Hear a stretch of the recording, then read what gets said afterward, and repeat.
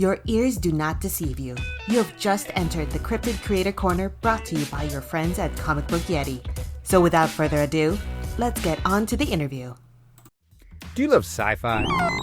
Are you a horror fan? Maybe you prefer action or fantasy.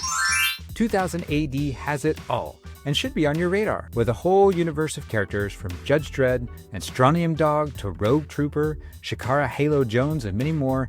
Every weekly issue, you get 5 action-packed thrills from incredible creators such as Garth Ennis, Rob Williams, Alex DeCampi, Dan Abnett, and so many others. Get a print subscription and it'll arrive to your door every week. And your first issue is free, or subscribe digitally. Get free back issues and download DRM-free copies of every issue for just $9 a month.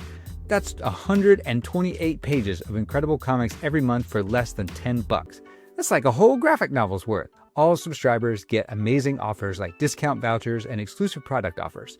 Head to 2000ad.com and click on subscribe now, or download the 2000AD app.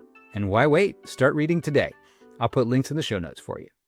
Hello and welcome to Comic Book Yeti's Cryptid Creator Corner. I'm one of your hosts, Jimmy Gasparo, and I have a returning guest that I'm a huge fan of, and he's beloved in the indie comic scene. And we have a lot of fun stuff to talk about because he always has a million irons in the fire, as they say, and he's got a ton of cool stuff. And so please welcome back to the podcast, Travis Gibb. Travis, how you doing today? Good. I'm super excited to be here. It being musical season, so we got Wicked coming. If you haven't seen it, I haven't seen the second part yet, and so that's super excited. We got one of the Harry Potter kids are back on Harry Potter. Meatloaf died, so there's no new Meatloaf news, but lots of new Dawson's Creek news. So. Yeah, there is a lot of Dawson's Creek news. Not all of it good. I know James Van Der Beek is going through treatment right now, but I did see that. I don't think he's gonna make it. Oh, come on. You're starting the podcast with that? You don't think James Van Der Beek's gonna make it? I mean, the dude is selling his personal stuff after doing a benefit concert, not within 30 days, man. Like, things are not looking good for our hero, as they would say. You know what? I thought that benefit was very nice and although I thought it was very sweet. For some reason, and I know that I think the crowd was very excited that the Dawson part was going to be read by Lin-Manuel Miranda. I thought it should have been somebody like Mark Paul Gosselaar, like somebody else who had a series like that. In our head, Lin-Manuel is older than Dawson, even though they are probably the exact same age if we ask them. I don't know off the top of my head. They're probably the same age, but in our head, right? Dawson's younger because, he grew up with us, so we are naturally younger. Where Lin-Manuel, he's only about 8 years into our life, right? Yeah. No, that it does. Yeah, I agree. I agree with all of that. But yeah, I have not seen Wicked part 2 yet, but I will. I'm going to. I got to see the musical on Broadway. I really enjoyed it. I thought Wicked part 1 was great. I thought Ariana Grande, Cynthia Erivo killed it. This is my first entry. I've never seen it on Broadway. I have always missed it. I've just never spent the money. I've had many opportunities. It's just when you're in Orlando, when you're in a busy metropolitan, you're in a city too, right? You're near a city, right? If I'm not mistaken. Well, I'm right out. I'm in Wilmington, Delaware, but I grew up in Delco, right outside of Philly. So right. So when you go to the city, the season has 6 great shows, right? It's not just one. So, you can't afford all of them. You just can't. So you pick the one that you want, you can only go 2 a year, so you pick the 2, and it's just easier to pick what right? Than to try something new most of the time. Yeah, it depends. Yeah, it depends. It's I understand that aspect to it. Although right now I think in Philly, Back to the Future, the musical is going to be on soon, and I didn't get to see that when it was in New York. And then my oldest, Charlotte, she's 13, and she had to read The Outsiders for school. And so I know next May of 2026, I think The Outsiders is coming to the musical is coming to Philly. So I think we're going to try and make it a point to go see that in Philly. But I'm not familiar with that music at all. So we'll see. I also see a lot of stuff because I have friends that still do community theater. So I just got to see not that long, a couple months ago. I went and saw my friend in Dirty Rotten Scoundrels, the musical. He did that Yeah. in Delco, and I got to see that, and he was great. He was great. The show was a lot of fun, and it's, going to somewhere in like Ridley or Swarthmore in Delco to see a musical is a lot less expensive than going to New Right. York. We just saw Little Shop of Horror for the first time, and my wife is a huge fan, has a tattoo. So she was stoked. And it's one of those theaters that, we just haven't been back to in a while. And, they redid everything. So it was really nice, great cast, really, really good cast. In fact, one of the cast members was in my last time I went to this theater was Rent, and she was my favorite Joanne out of all. Like I saw on Broadway, my favorite Joanne out of all is this local theater lady. She's just really good. She gets the part. Awesome. And Yeah. I saw original cast. Yeah. That So is impressive. Yeah, I saw the original cast of Rent, and that show was incredible. But to say that, you have a favorite Joanne, that's right, she must be right, amazing. right, yeah. Yeah, we're 6 minutes in and we haven't talked about comics. I do comics for a living, just nobody talks to theater about me. People who are bored, I hope you didn't sign off. There's like a couple that are probably like, no, you can talk more about Right. musicals. Let's get into it. You didn't mention Look, stuff about where's Book of Mormon? Somebody's gotta see Book of Mormon, right? yeah. Mhm. Hey, look, we can talk about musical episodes of television. How about that? Like the Buffy did a musical episode. Sure. Scrubs did a musical episode. Like we can talk about Right, that. That's fine yeah. too. So that folks Comics. still tune in, we are going to talk about, yes, comics. Mm, So recently, you've kickstarted a couple of things recently, which I thought were pretty interesting projects. I mean, just recently, let's talk about some of them. You had the complete series of Voodoo sure. Nations. You had Bubblegum, Razor, and I think the most recent one was Reroll, a comedy RPG adventure. And I know you have a couple others launching soon that we'll talk about. But I was most curious about Reroll Okay. because I think, in terms of some of the stuff that comics does well, like superheroes and I think fantasy and even a lot of science fiction stuff, there are some areas that I think are tougher to do. Horror, I think, can be one of them. Like there's plenty of great horror comics, but there's some things you lose in a comic that are horror, the tricks of the horror trade in terms of movies or television, like jump scares and things along those lines. I also think music can be a big part of horror or sound design generally, which you can lose in a comic, although sometimes you'll get a really great letterer and some sound effects and do some interesting things with pacing and tone. But comedy, I think, is probably the hardest. I just think it can be so tough in terms of the writing of it, in terms of like there's so much relied upon with delivery, timing. Comedy can be tough. I think you can disagree, but why did you want to tackle something like Reroll, a comedy, RPG? Is that an area that you're interested in? Is that something you wanted to try?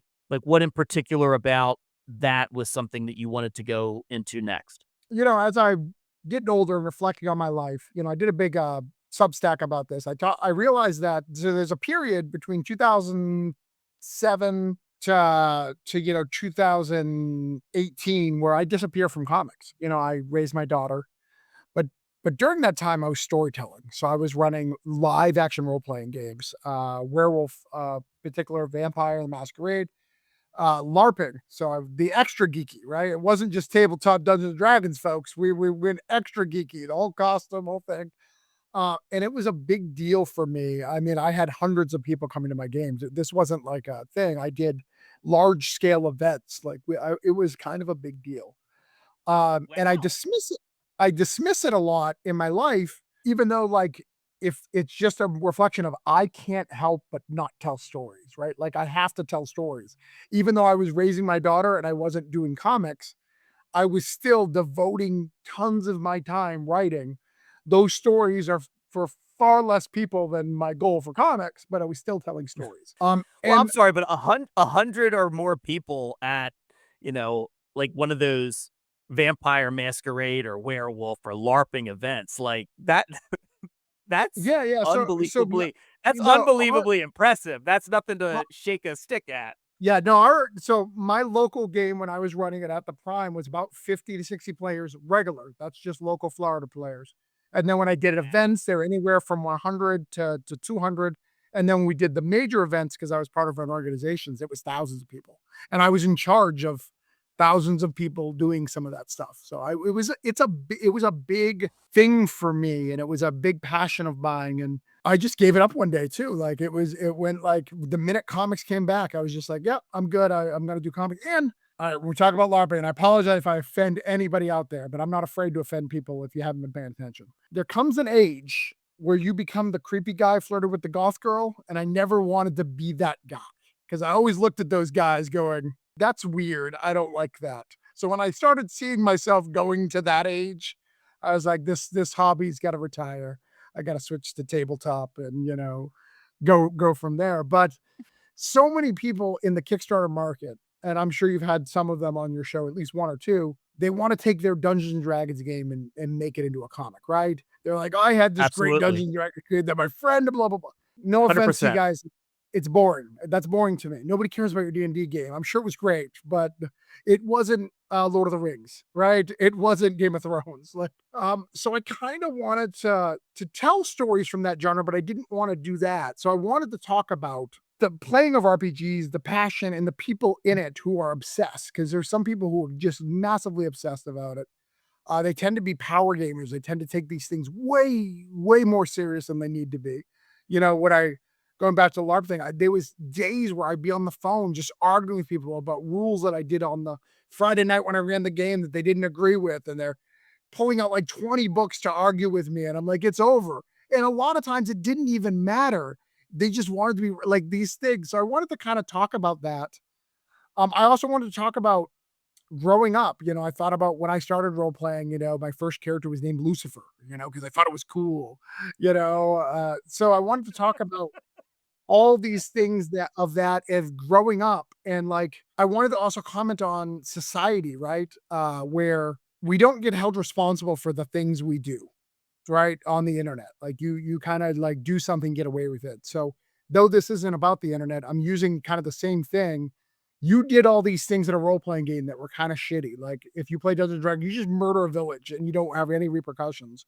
Well, what if you have to deal with the repercussions? And that's what Reroll's about. So he was a douche.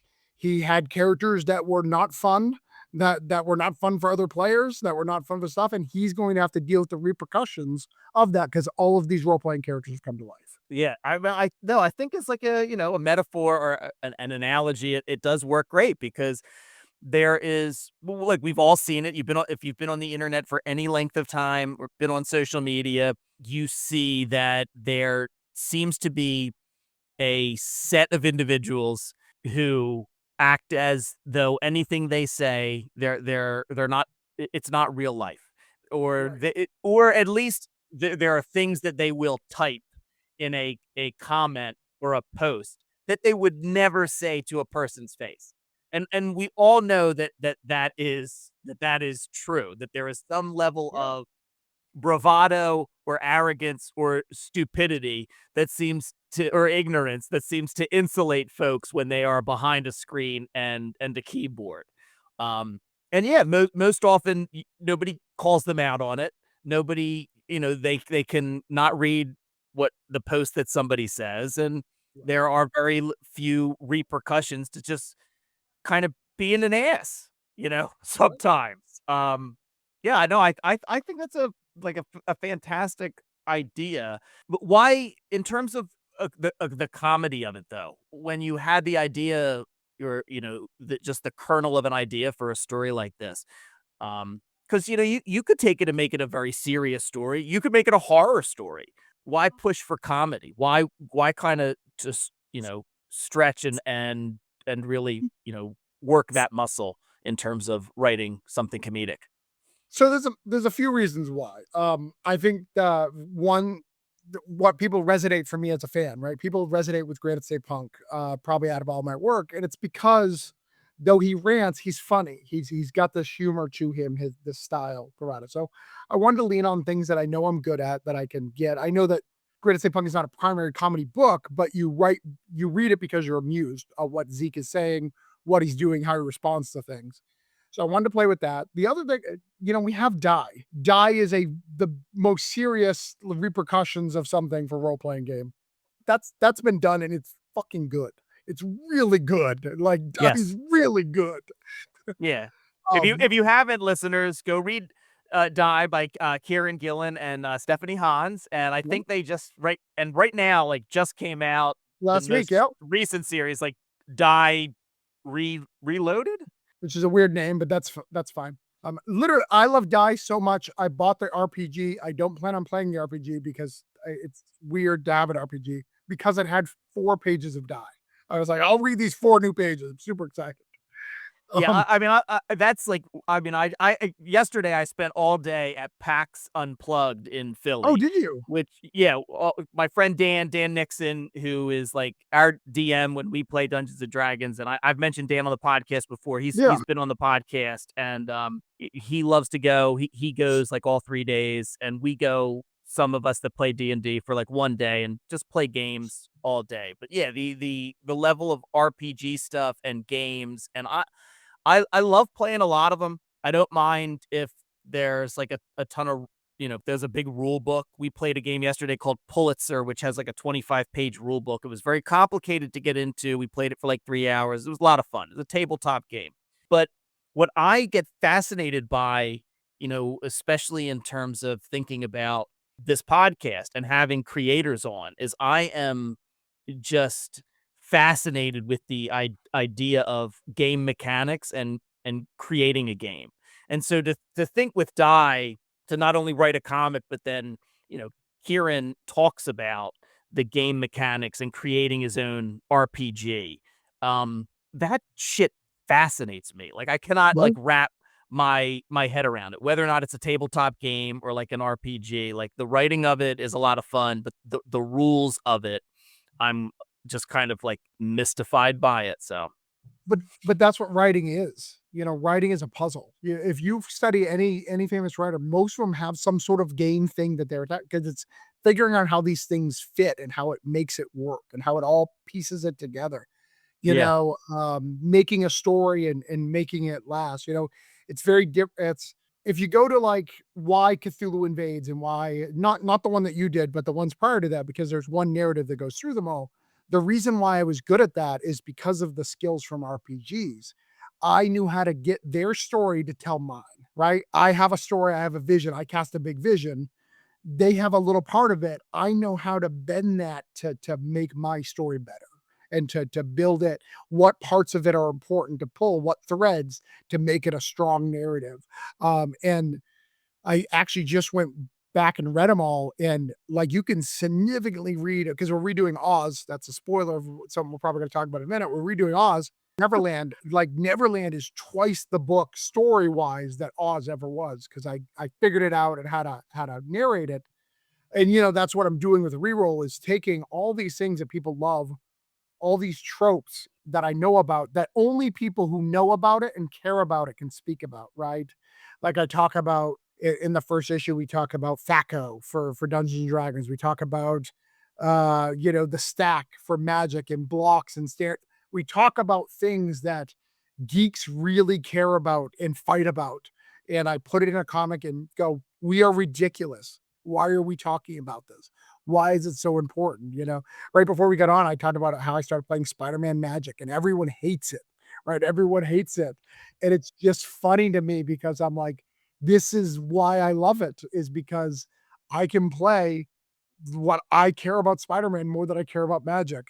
And you guys care more about magic and the lore of magic and what's important of that. And I care about being able to attack somebody with Spider-Man. And it's funny that I summon him with planes. It's weird, but I can do it. Wait, why does everyone hate it? I having never played Magic, Okay. I'm not I don't know into the lore of it, but why is it? Are people mad that Spider-Man is now part of magic? Yeah, so magic as a whole, there's traditionalists. They want the magic has its own lore and universe and stuff like that. So they've been pumping out these other sets, Final Fantasy and Lord of the Rings and all these things. Well, Spider-Man is the first like New York like superhero thing. It doesn't look good with your cards, right? Everything else prior to that kind of fits because they've got like a fantasy and sci-fi mix. So they've got Final Fantasy, there's enough fantasy in there that it fits. Spider-Man is superheroes in New York City. Like it does not look like a ranger, or orc that you have on the table. So that's the biggest issue. The other thing is Magic, rightfully so, thought they were going to make a lot of money. It didn't work out, but they thought it was going to make a lot of money. So they added like 100 cards to this set that wasn't necessary. And what they did is they grabbed the Spider-Verse. So literally the whole Spider-Verse is here, man. Like all of them, from some Spider-Punk to Spider-Gwen to, Spider-Girl to the whole gambit. Scarlet Spider, Crane, Sun Spider, like all the different ones, Spider-Hand, Spider-Meow, like the whole thing. Spiders, man. And because of that, a lot of them are not really well thought out or fleshed out. And a lot of the people who are playing Magic aren't that deep cut in the comics either. So they're like, why are there all these spider people that I don't care about? They've watched, Into the Multiverse, but beyond that, they don't know, Yeah. But you're enjoying it though, right? Here's what makes it great. All right. First, I had to adjust. You can buy a pack of cards for $70 now. Who the fuck allowed that? Like, that's on you guys, Magic players. You guys should have bought those. That's the fact that that's a thing now is crazy. I would never pay somebody else for that. But because it's not doing well, Jimmy, I can buy all the cards for like nothing right now. Like I'm doing very, very well. And I assumed because I know basics of Magic pricing, I was like, there's no way I can afford this and my comics hobby, but I'm going to get it all as I can afford it because you guys hate it. So thank you, Magic players.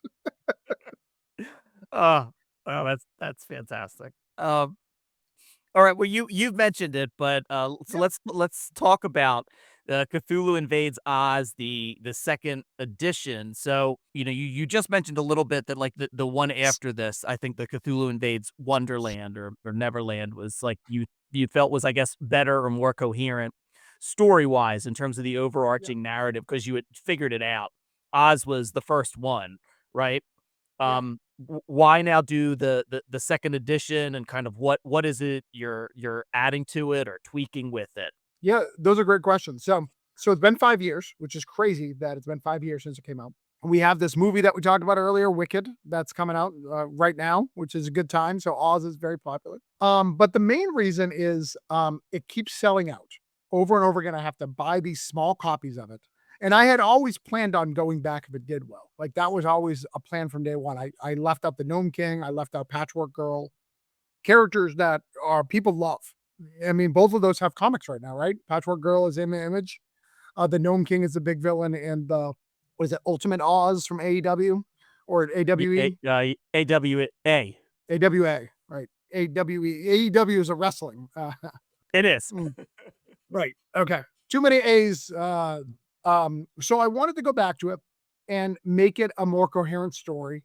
So I added some stuff into it to make that. We're adding 6 new stories, all 5 pages each, fleshing out the story so it feels better. Giving one of the things that I didn't do in the earlier versions is I was like, all right, one person gets to write Dorothy. So Dorothy doesn't really show up again in the book until the end. So she's in the beginning and the end, but she's not really in the book. But people buy that book for Dorothy. Dorothy's the main character. I didn't know how to do that back then. I know how to do it now. So you'll get some more Dorothy and Tin Man and Woods. You're going to get all these characters that you love. We've also, there's this girl. Have I ever told you about Emily Reset? No, I don't think so. This is great. This is one of the coolest things. If you back Cthulhu Invades, if you've been following it, she started doing it when she was 14 years old. Because, these books take a year to make. So it's a year before it came out. So she drew Dorothy, the first story in that was her first comic work. I think her first comic, maybe her second, but she drew Dorothy at 14. That's the age of Dorothy in the book. She then did Wonderland with us.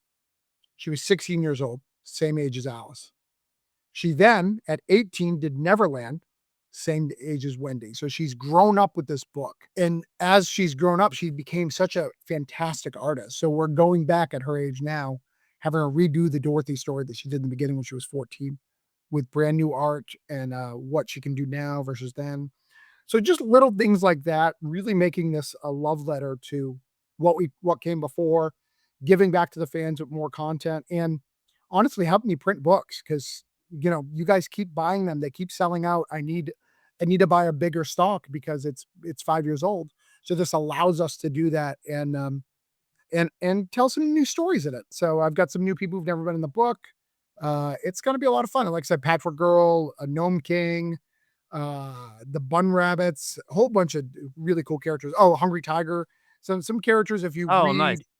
yeah, they're all this really guts all the major characters are now in the book as of this. Oh, that's fantastic. Yeah, and listeners, I mean, I know I've talked about it before when Travis has been on, or I'm sure Bobby and I mentioned it when we do our Baltimore Comic-Con episodes the past 2 years. But yeah, the Cthulhu Invades series is they're fantastic.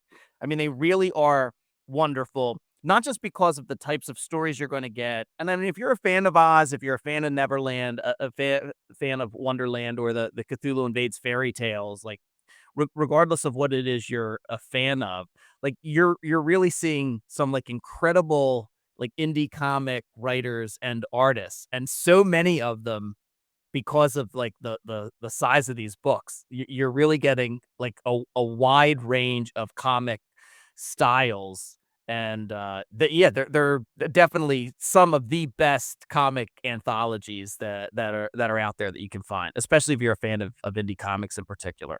Thank you. You're welcome. You're quite welcome. So the other one I saw, which I'm really excited about, because this is right up my alley, the Holiday Spirits Monster Special, which looks like some folks who I am such a huge fan of writing monsters and, especially for this podcast, cryptids.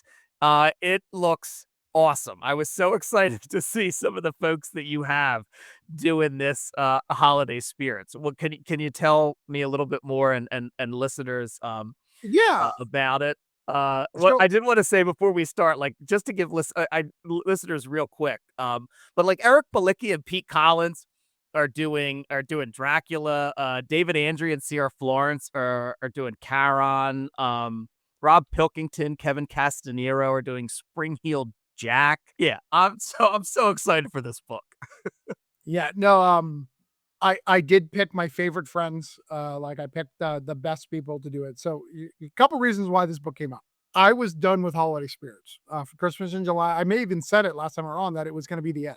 Sales on it aren't amazing. There's not, unlike the Cthulhu's, it doesn't have like a running cast of characters to kind of help it, right? Because it's whatever horror stories you want. So it's got Krampus, but beyond Krampus is really not things that people like latch on to. So I was at a con. I was at a tabling show about a year ago, but about a year to the day, actually. And someone came up to me with a Frankenstein t-shirt and he was wearing a Santa hat. It was just so funny to me. I don't know why, but you ever just have something that just kind of like, you look at something, you're like, that is really funny to me. I don't know why. It's not that funny, but it tickles me in the right way. So I had this vision, and you haven't seen the cover yet. I'm not showing the cover to anybody yet, of Frankenstein with a coffee mug and a Christmas sweater looking at the mob coming to him. And I was like, that's a cover of a friggin' book. I need to make this book. Let's give Holiday Spirits one more run. And what we're going to do is we're going to pick all the public domain monsters. Do what Cthulhu does best, right? You pick your favorite stories that you love, and let's see what happens at Christmas. So the prompt was, tell me what Frankenstein does at Christmas. Tell me what Dracula does at Christmas. Tell me what Wolfman and Loch Ness Monster, and like, tell me what it is. And I call all my friends who are the greatest people in comics and been like, look, we're going to do this cool book. This could be the last Holiday Spirits. If this works, we'll probably do more like this, but let's do it. Let's put it together. Let's have fun with it. And I wanted to get in the cryptid scene for a long time, but there's a lot of people doing it. And I want to be respectful to the cryptic people because so many people do it as cash grabs because there's a fan base there. So I wanted to do it in taking. I already have a fan base for Holiday Spirits. I already have people who love that. So let's take that and let's add to the cryptids, but not try to reinvent the wheel. Let's do something fun with them. Let's use their lore, but not make it a whole thing, right? Like not make it a Cthulhu Invades Cryptics or whatever. Let's give it. Let's let them be on their own and do their cool stuff. So that's how it came to be. I'm super stoked about it. It's going to come out around. So that's our December release. So it's going to be around Christmas. We're doing Cthulhu. Cthulhu should be late November, and then that'll be that. But we've got some amazing talent on there. I mean, it's so good. I'm so excited. I did see your post. Yeah. We wish you were in it. No, I was. Well, I was. I usually I do very well with, I think, both rejection and jealousy. But I did see that, and I was like, you know what? Out of all the anthologies that have come and gone, that one would have been pretty cool to be in. But yeah, the talent in it is insane. C.J. Hudson and Jared Lockhart are doing Mummy. Frank Martin and Gerald Von Stoddard are doing Jack the Ripper. Lewis Southard is doing Baba Yaga. Marcus Nazo and Jason Muir are doing Grendel. So it's not, it's a mix of monsters and cryptids. Michael McCarthy and Chris Matt are doing Loch Ness. I'm just shouting out some of the folks that I know. Madeline Rosen's doing Medusa with Gambit. Yeah. Oh, it's good stuff. Oh yeah, Daniel Calvin, Brian Wolf are doing Phantom of the Opera. Randy Stone is doing Koshi the Deathless. I don't know that monster, so I'm looking forward to learning about that. Oh, and Marcus Jimenez and Brent Fisher doing Dr. Jekyll, Mr. Hyde. T.S. Luther and Fish Lee are doing Bigfoot. Yeah, I don't know if I left anybody off, but yeah, I was trying to go through most of them. But yeah, it's just that sounds wonderful. I can't wait. I'm so excited to see that and to read that one because that sounds perfect. So very excited that you decided to do Holiday Spirits. And you know what? Shout out to that guy with the Frankenstein shirt and the Santa hat that walked up to you, I don't want to give it up. So Holiday Spirits, it's my book, but so Jerome came to me, hey, I want to do another anthology. I really enjoyed working on Cthulhu. How about Christmas stories? And he came to me and I said, man, I remember replying to him and going, that's kind of basic. Like I need more. So then we wrapped around the past, present, and future storyline in it to make it like a little bit more like Cthulhu. So it had this kind of overarching story. Yeah. But it felt forced, right? It just always felt forced. We did 3 volumes of that. It kind of felt forced. And then we've been doing the Christmas and July specials, and we just did a Thanksgiving special. It just felt forced, but this one felt right. We haven't played with the monsters. We haven't played with the cryptids. Orange Cone hasn't. This is a perfect opportunity to do it in a book that I think is evergreen, right? People love holiday stuff and they love those cryptids. So let's do that. Let's have fun with it. Yeah, and the monster stuff too has always been popular. Monsters have never fallen out of favor in I don't know, a couple hundred years. Right, exactly. All right, everybody, we're going to take a quick break. We'll be right back. Y'all, Jimmy, the Chaos Goblin, strikes again. I should have known better than to mention I was working on my DC Universe meets Ravenloft hybrid D&D campaign on social media. My bad. He goes and tags a bunch of comics creators we know, and now I have to get it in gear and whip this campaign into shape so we can start playing. Another friend chimes in, are you going to make maps? It's fair to say it's been a while since I put something together, so I guess? It was then that I discovered ARKENFORGE. If you don't know who ARKENFORGE is, they have everything you need to make your TTRPG more fun and immersive, allowing you to build, play, and export animated maps, including in-person Fog of War capability that lets your players interact with maps as the adventure unfolds while you, the DM, get the full picture. Now I'm set to easily build high-res animated maps, saving myself precious time and significantly adding nuance to our campaign. That's a win every day in my book. Check them out at ARKENFORGE.com and use the discount code YETI5 to get $5 off. I'll drop a link in the show notes for you, and big thanks to ARKENFORGE for partnering with our show. I think I'm going to make Jimmy play a Goblin Warlock just to get even. Welcome back. All right. So lastly, I wanted to hit on and talk a little bit about Summit. Yeah. And what can you tell listeners? There's like Summit's been teasing a ton of stuff. What can you tell us about Summit? Because I don't think we've really talked about it here on the podcast. So, tell me about it. Tell me about Summit. Tell me about this new universe that is going to rival the big two. That's what the internet tells me. That's what the internet tells me. And the other part of the internet tells me how bad the big two are doing all the time. So I mean, it's got to be right, correct?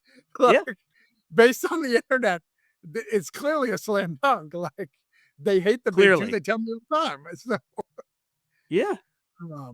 unless you put like an absolute or ultimate in front of it, they just hate it. Like all of our old characters need better adjectives. That's the problem. Amazing, spectacular. We're not doing it for Spider-Man. You need an ultimate.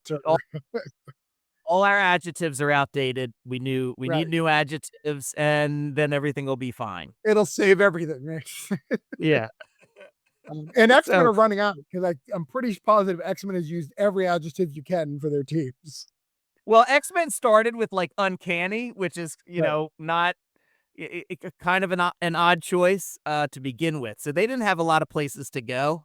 Right. After you start with uncanny. Right. No, But but so tell listeners about Summit.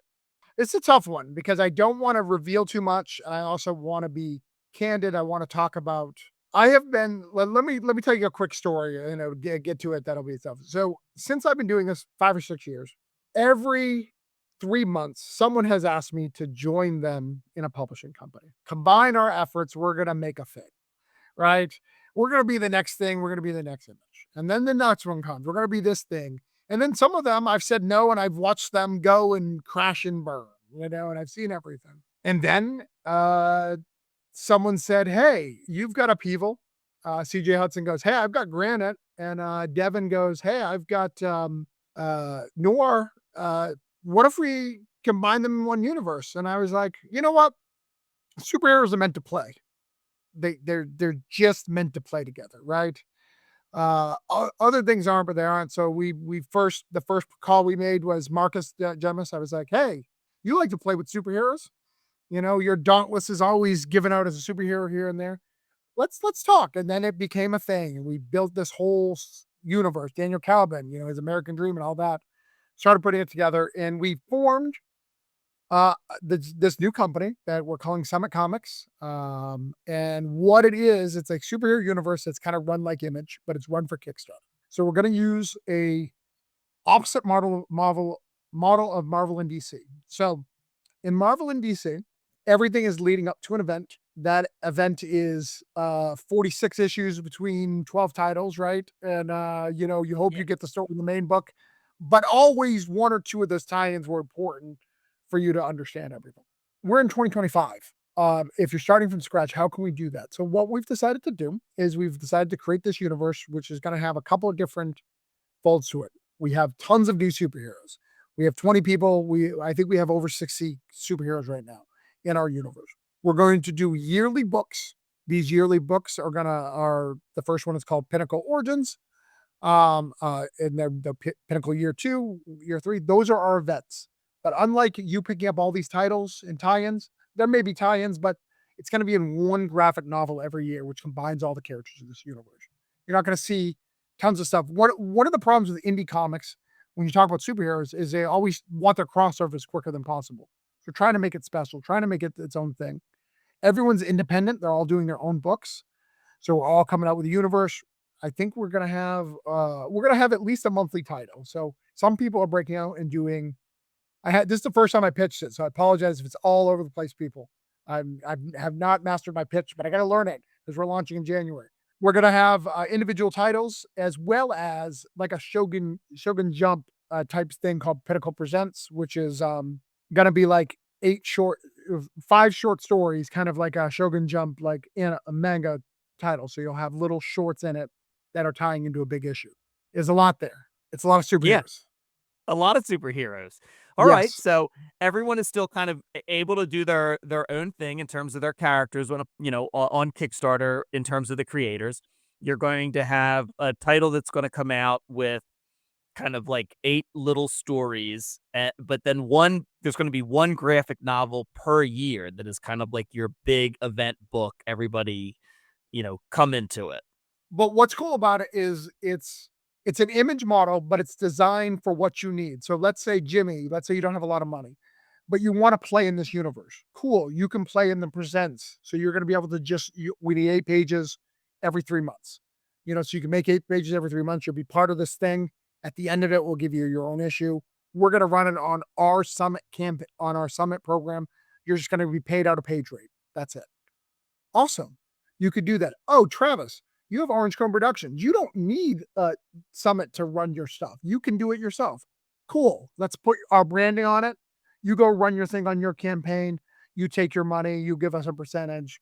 Do that. Oh, yeah. We're bringing in money. What are we going to do with this extra money? Oh, hey, why don't we hire people who we think are talented, who deserve work? Or hey, let's hire artists to do a 5 deal with us and really showcase these artists and doing these things. So it's allowing us to play some of these big boy games on a very small budget and making it fair. And the other thing that's really cool, I can't tell you any of the details of it at all, but we have a character in the book that's designed for problems. So let's say, Jimmy, you're like, Travis, you fight with people on the internet because people piss you off. That would be correct. I do that sometimes. Jimmy, you're like, I don't want to be associated with you because you do that. I think that's dumb, Jimmy, but I'm going to allow you to do that. We have an exit strategy with a character that can cut you out of the universe so you can keep playing. You didn't hurt us. We didn't hurt you. So we've designed all these things from the start to allow everyone to play for as long as they want, to be able to leave without drama, to allow everything to be great and move forward, and with 100% ownership of everything, which is really cool. Wow. I love, as an attorney, which we're always basically trained to, when a client comes to us, to tell us what are the problems, right? Whether you have a new business idea, whether or not you have a case, whatever it is, we're always, even when we're preparing for trial, we're always looking for, what are going to be the problems? Where is the other side going to attack if it's for trial? But I say that because I love the idea of, in case somebody wants to get out, we have an in-universe game plan if a creator wants to go in another direction. Like, that's I think that's amazing.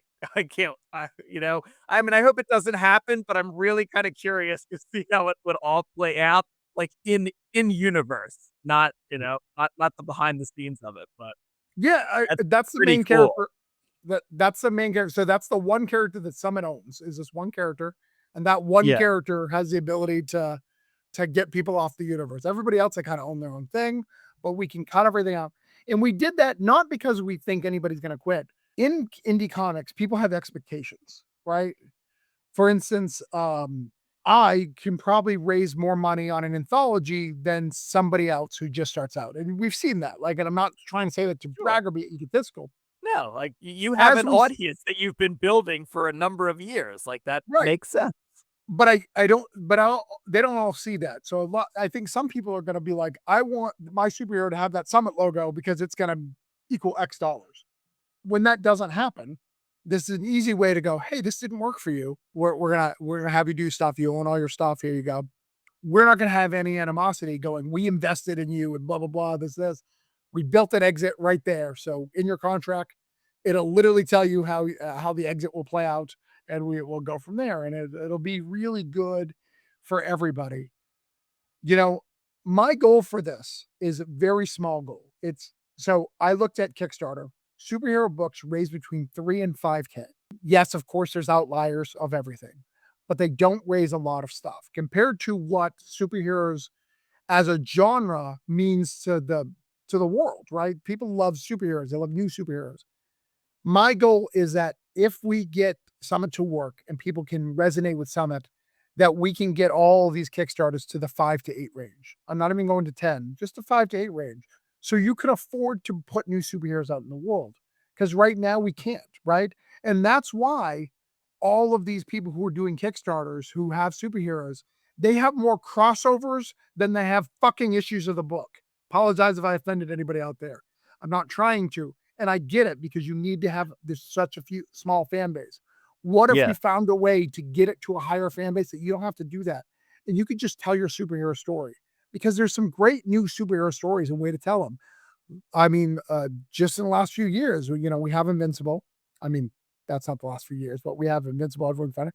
Radiant Black, that's not going anywhere. Whether you like it or not, I think it'll be less issues as it goes. Stuff. Spawn.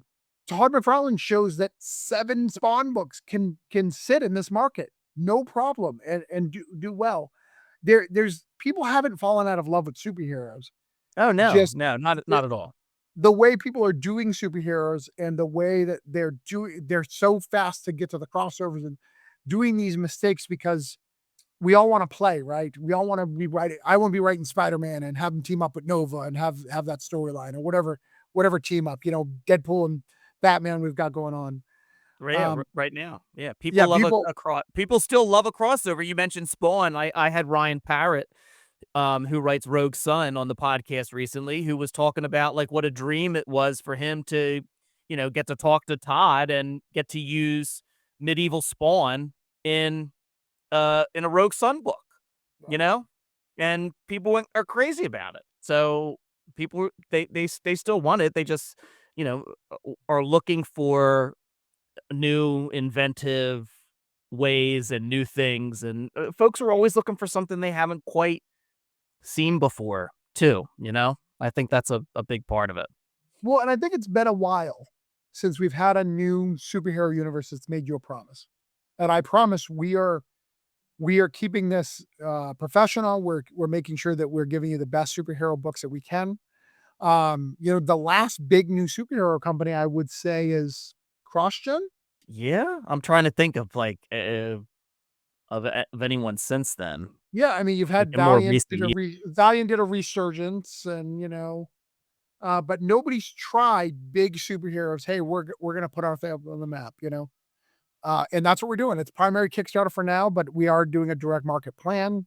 We plan on hitting cons. We plan on doing some stuff and making it a fun, exciting experience with new superheroes, with new exciting voices that you haven't heard before. We haven't even announced all the people who are involved. There's a lot of people working behind the scenes. The things you guys have seen is just icing on the cake.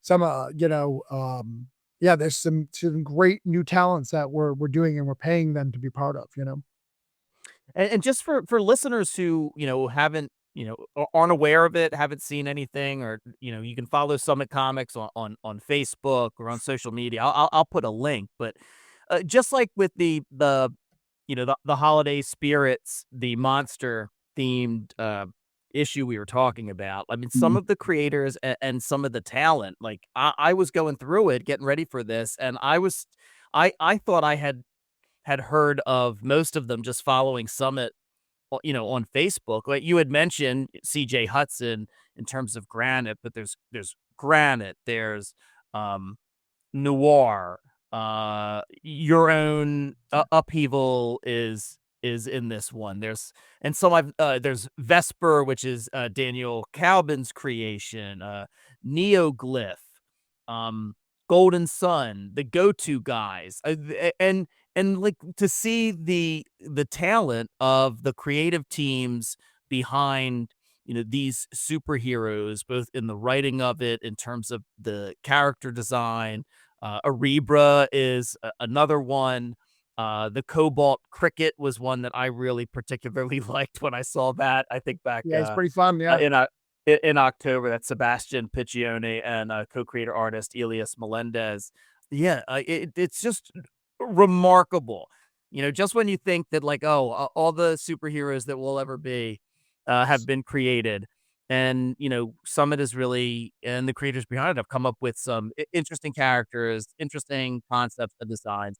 Is there anybody in particular that you can talk about, like when putting this all together, that, you've been doing this for a while and you're certainly, extremely well read in terms of the big two and comic book heroes. But was there some character or someone that was this pitched to you that you were just like, yes, that's perfect, like got you excited? Like, and Yeah. not just in the not just like in like the big scope of it, which is certainly terribly exciting. I mean, like, as also a fan of comics, was there something in particular that you were like, oh yes, I cannot wait, Well, that we're not only am I not there's a few characters that I'm super excited about, and where they're going with. I Adam Barnhart is planning a whole universe, a supernatural type universe. I love supernatural stuff, as a writer of Corn's Judas. I'm a big Hellboy and Constantine. He's creating the whole scope of that supernatural universe. So Espa, and he's got some characters. I don't want to blow any of his spots, but he's got some stuff. Cobalt Cricket, I asked Sebastian directly to come in, and he loves old school, like 80s and 90s superheroes. I was like, we need something like that. And one of the things that we've also done is we have a lot of humility. We have a character called Juna, and it's a powerful Black woman. So we went and we spent our money to hire a Black. We have the character concept where, like, this should be written by a strong, powerful Black woman. We haven't announced who that is. That's a surprise coming, but there is a strong, powerful Black woman writing that. And we have another. I will reveal this one. Sarah Cook is working with us. Sarah, she's been doing the Zelda Award. She's been doing some stuff. She has a character. Again, we have a lot of secrets that we haven't shared as well that I can't talk about. That people think we don't know about. Like, what are the comments that someone wrote? Like, now it's a superhero with a lot of white people, with not a lot of white people, a lot of men creators. And I was like, oh, we actually have a whole rollout for that other stuff. It's just, it's its own thing, it's trying to plan all these things and making sure it's right. But being inclusive and allowing people to be part of this, and figuring out, including people. If we just announced the talent search, right? The talent search is the best talent search you could possibly ask for. You're going to create Pete Collins created 2 supervillains that look awesome. You're going to be able to create a 2-page story of the origin of them. You will own that character. That character you'll be yours. That is your villain. That villain will come into the Summit universe. We will then give you a writer's contract. It'll be one of the 3 things that we talked about. It could be you running it on your own. It could be part of the presents. It could be just part of the story of the next event, having your part. But we're going to hire you as a writer, paid writer, to be part of it. And then we're going to do the same thing with the artist. We want to involve people and get people stuff. And then after about 6 months into a summit, we're going to open up the doors for submissions of people who have superhero books and want to play in our universe. What does that look like? How does that do for year 2 and year 3? We just want people are really excited about, we just need to show you our plan and our vision. Let us show you the vision. Let us show that we can get you the stuff that we promise you. And then we're going to let people play on board. It's not gatekeeping. It's making sure we have something that's worth coming to before you sign on board, I think it makes a lot of sense. I'm very excited for it. Yeah, the talent search sounds amazing. I'm sure you're going to have a lot of submissions. I'm sure you're going to find some fantastic people who are going to want to be a part of Summit. And there's some amazing, absolutely amazing indie writers and artists out there. So I think that's phenomenal. Let me say something about this, because I know a lot of comic creators listen to this podcast. Don't be afraid to submit to that. Like, even if you don't think you have a chance, we're going to remove names from there's one person who can't vote. They're going to be removing names and submitting it all to us so we can look at everything, so we can do it as fair as possible. So it's going to be based off the story alone of what you submitted. And I've had high level talent who are just like, I want to play. Am I eligible? Yes, you're eligible. I've never written anything before. Yes, you're eligible. However, follow the rules, because you've had some people who didn't follow the rules. So you've got to follow the rules. The other thing is, AI testing is pretty easy to do, guys. Come on. Come on. Yeah, no AI. You can do it. You can do it. Right. If you like comics and you like storytelling, tell your story. Draw your character. All right. It's 2 pages. Come on. You can do it, guy. I believe in you. Yeah. Well, Travis, I think this sounds amazing. I'll have links in the show notes for everything for listeners to check out, whether or not it's Reroll or Holiday Spirits or Cthulhu Invades Oz, the 2nd edition. Yeah. We're checking out everything that Summit has coming out. But and sorry, listeners, that for the first 6 or 7 minutes we talked about musicals, but it's going to happen every time Travis and I get together. Yeah, it's better than you listen to the podcast, get really invested, and then we take a half hour in the middle to talk about it. We actually gave you a gift, right? Right. You're not going to have to be bored. You're bored in the beginning, but Yeah. you're not stuck listening to why I think Jim Steinman is the most talented musician of all time. Like, you Right. guys didn't worry about that. Right. You'd have to do that. Or, for Travis and I to talk about how we're going to try and one day find a way to stage our own version of Bat Out of Hell, the musical, Right. I'm willing to invest it. Let's do a Kickstarter right now. Let's do Yeah. it. Let's see if we can Let's- bring it back to the States. I agree. Well, Travis, thank you so much for talking with me. Listeners, please rate and review us and do all the stuff they tell you to do for podcasts. It really helps. And please check out Reroll. Check out Cthulhu Invades Oz, the 2nd edition. Check out Holiday Spirits. Check out all of Orange Cone's books and be on the lookout for more summit announcements. Yeah, Travis, I appreciate everything you have done for me in terms of my own writing journey and in terms of everything you do for indie comics. I think you're unbelievably talented. I love the stuff that you do, and yeah, I think you're one of the unsung heroes of indie comics for the amount of not only chances you've given people with the stuff that you've done with Orange Cone, but like the Discord in and of itself and the connections that people are able to make, and the advice that is given out in that channel to everybody who has like their first book or been making stuff is invaluable to try to have that resource and that community. And if listeners have heard that before, they will hear it every time you're on or somebody who I've connected with on that Discord is on, because it can't be said enough, especially in this day and age, how important community is. So thank you very much, sir. No, I really appreciate it. I think we're in such a great time to create these things, right? Kickstarter, it's never been easier to make something and put it out in the world. Not everyone's going to make thousands of bucks. Yes, you're going to probably be competing against booby covers that are going to dominate you, and you're going to be like, why do I put so much work in it when this guy just did a porn book? All those things are 100% true. But if you can find a community of people who love and support you and want you to succeed and care about the things that you care about, that's what matters. People love these things, I think I've said it on this podcast before. If not, this is something that I live by. These things outlive us, right? Spider-Man will have more friends in fake life than I will in real life. And they will outlive both me and my friends. And that means something. It means something to me. If you do something to Flash Thompson, I hurt. I wasn't even alive or paying attention when Gwen Stacy. I may have been alive. I don't know. I don't think I was alive when Gwen Stacy. When did Gwen Stacy die? I'm looking it up Google right it, now. Google it. Yeah, Google it. When did it happen? Gwen Stacy died. That issue came out. It was the June-July issue, 1973. I wasn't even alive when Gwen Stacy died, and I am emotionally affected by it that I can't like Spider-Gwen. These things matter. And we're putting art into the world that matters. And, you said great things about me, but Jimmy, you are so talented.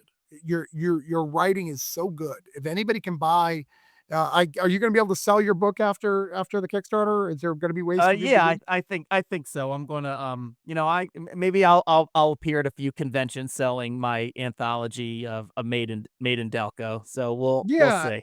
You're really, really talented. You've got the stuff, and there's so many people who are talented of this, who just their real careers and their kids can't do it. So if you can get a community, or if you need a community, my community is always open. Ask Jimmy. Jimmy can get you my contact information, and I'll give you an invite to the Discord. We literally want to help you succeed.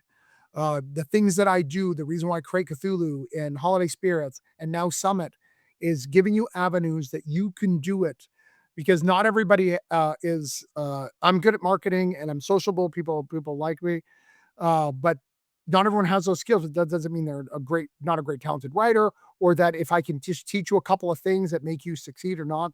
Because a lot of people who don't succeed on Kickstarter, it's not based on talent. It's that they just didn't know how to present their Kickstarter properly.